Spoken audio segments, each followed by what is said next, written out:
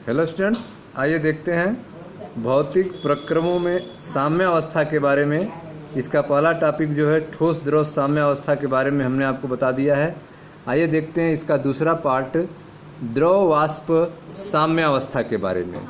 ध्यान समझिएगा, इस तथ्य को निम्नलिखित प्रयोग के माध्यम से समझा जा सकता है। ठीक है, इस तथ्य को एक प्रयोग के माध्यम से हम लोग समझेंगे।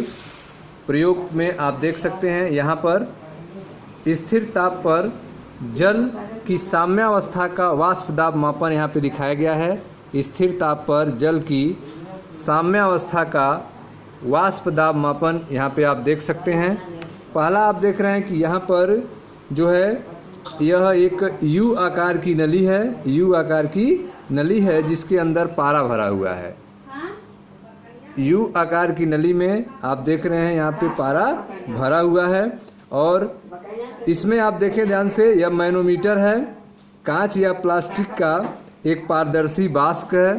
ठीक है, यह कांच या प्लास्टिक का एक पारदर्शी बाक्स है जिसको यू आकार की नलिका जिसमें पारा भरा हुआ है अर्थात मैनोमीटर को इससे जोड़ा गया है। ठीक है, बाक्स में एक वॉच ग्लास रखी गई है। बाक्स में आप देख रहे हैं एक वॉच ग्लास है या पेट्री डिश में आप निर्जल कैल्शियम क्लोराइड को रखे हैं। किसको रखे हैं? निर्जल कैल्शियम क्लोराइड या फास्फोरस पेंटा ऑक्साइड को रख सकते हैं। क्या वर्क है इनका? ये जो हैं जल अवशोषक होते हैं, ये जल शोषक होते हैं। ठीक है, इनको आप बॉक्स में रख देंगे तो ये वायु को कुछ घंटों तक सुखाया जाता है। ठीक है, इसके अंदर जो भी वाटर होंगे, वाटर की बूंदें होंगे, वाष्प होंगे, सबको ये कैल्शियम क्लोराइड जो है सोख लेंगे।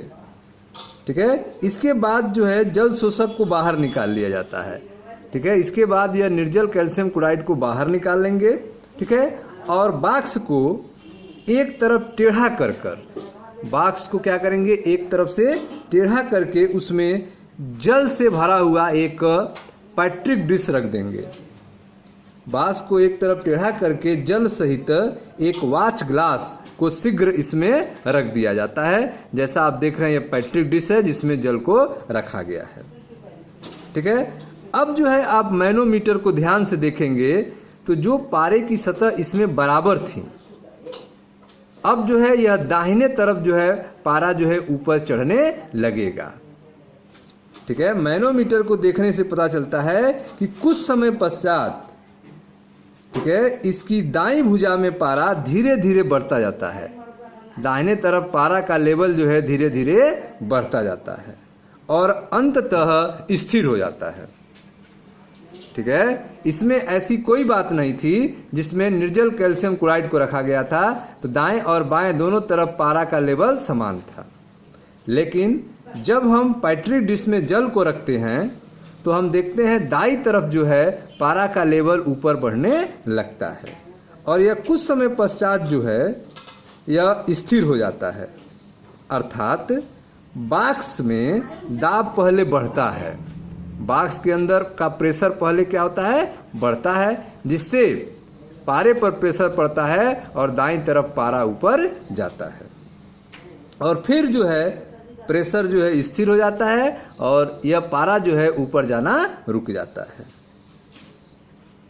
ठीक है, वॉच ग्लास में लिए गए जल का आयतन भी कम हो जाता है। वॉच ग्लास में जो वाटर लिया गया है इसका आयतन भी क्या होता है, कम हो जाता है। प्रारंभ में बॉक्स में जलवाष्प नहीं होती है। स्टार्ट में इस बॉक्स में जलवाष्प नहीं होती है। क्यों?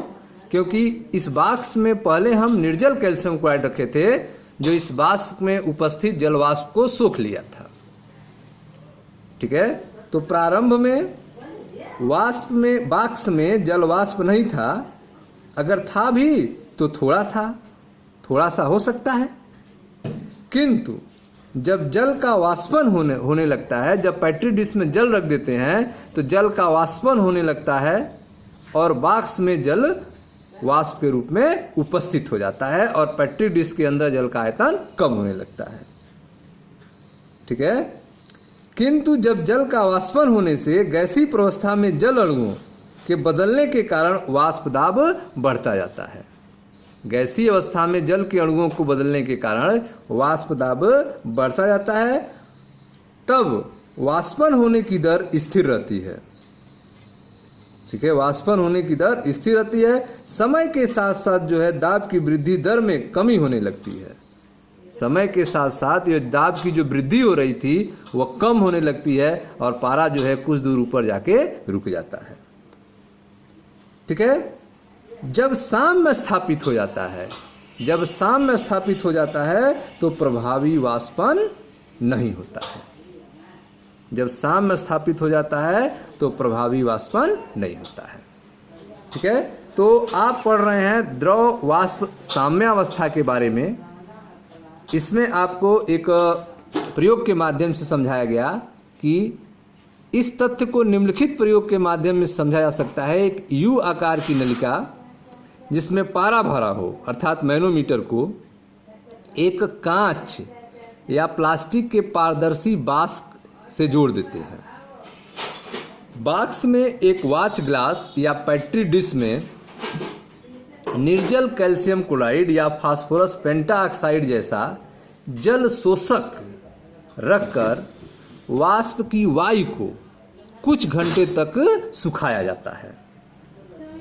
इसके पश्चात जल शोषक को बाहर निकाल लिया जाता है और वाष्प को एक तरफ टेढ़ा करके उसमें जल सहित एक वॉच ग्लास या पेट्री डिश को शीघ्र रख दिया जाता है। ठीक है, इसके बाद क्या होता है, मैनोमीटर को देखने पर पता चलता है कि कुछ समय पश्चात इसकी दाईं भुजा में पारा जो है धीरे धीरे बढ़ता है और अंततः स्थिर हो जाता है। अर्थात बाक्स में दाब पहले बढ़ता है और फिर स्थिर हो जाता है। वॉच ग्लास में लिए गए जल का आयतन भी कम हो जाता है। वॉच ग्लास में लिए गए जल का आयतन भी कम हो जाता है। ठीक है, प्रारंभ में बाक्स में जल वाष्प नहीं होता है या थोड़ी सी ही हो सकती है। ठीक है, किंतु जब जल का वाष्पन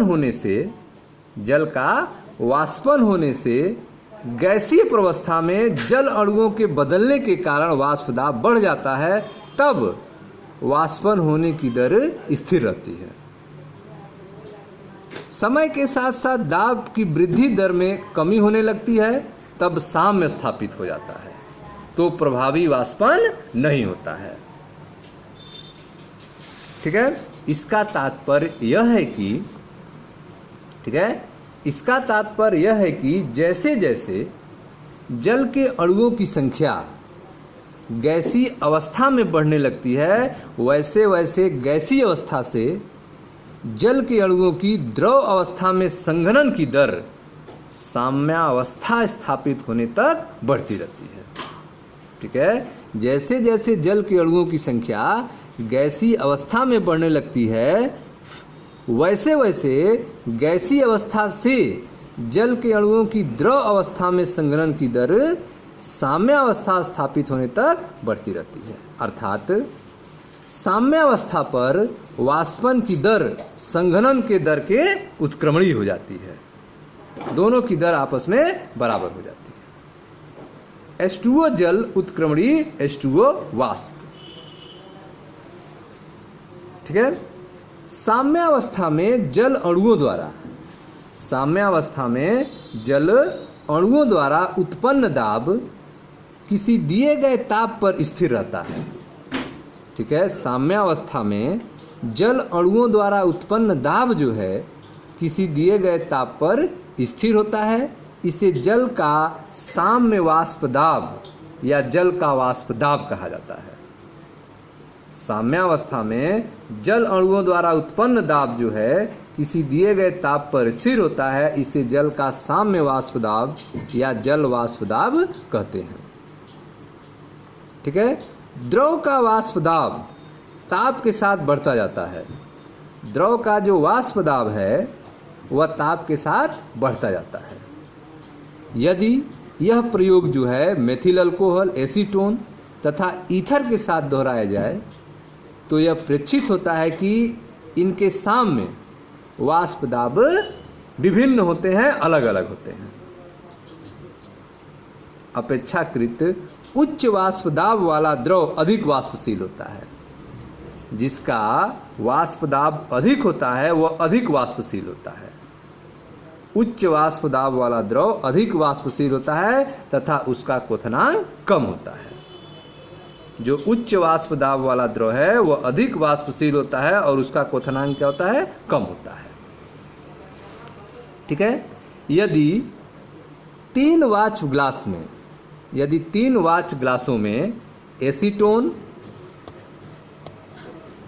एथिल अल्कोहल यो जल, ठीक है, 3 वाच ग्लास लिए हैं जिसमें एसीटोन, एथिल अल्कोहल और जल रखे हैं। प्रत्येक का 1 ml वायुमंडल में खुला रखा जाए। एसीटोन, एथिल अल्कोहल और जल का 1 ml जो है वायुमंडल में खुला रखा जाए तथा इस प्रयोग को एक गर्म कमरे में इन द्रवों के भिन्न भिन्न आयतनों के साथ दोहराया जाए, तो हम पाएंगे कि इन सभी प्रयोगों में द्रव का पूर्ण वाष्पीकरण हो जाता है। इन सभी प्रयोगों में द्रव का जो है पूर्ण वाष्पीकरण हो जाता है। पूर्ण वाष्पन का समय जो है द्रव की प्रकृति, द्रव की मात्रा, ताप पर निर्भर करता है। ठीक है। पूर्ण वाष्पन का समय जो है वह द्रव की प्रकृति पर, द्रव की मात्रा पर तथा ताप पर निर्भर करता है। जब वाच ग्लास को वायुमंडल में खुला रखा जाता है तो वाष्पन की दर तो स्थिर रहती है, परंतु वाष्प के अणु कमरे के पूरे आयतन में फैल जाते हैं। ठीक है। जब वाष्प ग्लास को वायुमंडल में खुला रखा जाता है तो वाष्पन की दर तो स्थिर रहती है, परंतु वाष्प के अणु जो होते हैं वे पूरे कमरे में, पूरे आयतन में फैल जाते हैं। अतः वाष्प से द्रव अवस्था में संघनन की दर वाष्पन की दर से कम होती है। वाष्प से द्रव अवस्था में संघनन की दर जो होती है वह वाष्पन की दर से कम होती है, जिसके परिणाम स्वरूप संपूर्ण द्रव वाष्पित हो जाता है। यह एक खुले निकाय का उदाहरण है। खुले निकाय में साम्य अवस्था की स्थापना होना संभव नहीं है। ठीक है। खुले निकाय में साम्य अवस्था स्थापित हो यह संभव नहीं है। अब आते हैं बंद पात्र में। बंद पात्र में जल यो जल वाष्प 1 वायुमंडलीय दाब तथा 100 डिग्री सेल्सियस ताप पर साम्य स्थिति में है। बंद पात्र में जल और जल वाष्प जो है 1 वायुमंडलीय दाब तथा 100 डिग्री सेल्सियस ताप पर साम्य स्थिति में है। 1.013 बार दाब पर अर्थात 1 वायुमंडलीय दाब पर जल का सामान्य क्वथनांक 100 डिग्री सेल्सियस है। ठीक है। किसी शुद्ध द्रव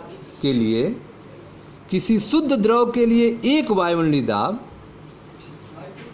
पर वह ताप जिस पर द्रव एवं वाष्प साम्यावस्था में हो, द्रव का सामान्य क्वथनांक कहलाता है। ठीक है। किसी शुद्ध द्रव के लिए 1 वायुमंडलीय दाब पर वह ताप जिस पर द्रव और वाष्प साम्यावस्था में हो, द्रव का सामान्य क्वथनांक कहलाता है। द्रव का क्वथनांक वायुमंडलीय दाब पर निर्भर करता है। यह स्थान के उन्तांश ऊंचाई पर भी निर्भर करता है। अधिक ऊंचाई पर द्रव का क्वथनांक घटता है। ठीक है। तो आप देख रहे हैं कि खुले निकाय में साम्यावस्था की स्थापना होना संभव नहीं है। बंद पात्र में जल और जलवाष्प 1 वायुमंडलीय दाब तथा 100 डिग्री सेल्सियस ताप पर साम्य स्थिति में है। 1 वायुमंडलीय दाब पर जल का सामान्य क्वथनांक 100 डिग्री सेल्सियस होता है। किसी शुद्ध द्रव के लिए एक वायुमंडलीय दाब पर वह ताप जिस पर द्रव एवं वाष्प साम्यावस्था में हो, द्रव का सामान्य क्वथनांक कहलाता है। द्रव का क्वथनांक वायुमंडलीय दाब पर निर्भर करता है। यह स्थान के उन्तांश पर भी निर्भर करता है। अधिक उन्तांश पर द्रव का क्वथनांक घटता है। ठीक है स्टूडेंट्स, तो यह था आपका द्रव वाष्प साम्यावस्था के बारे में। Thank you.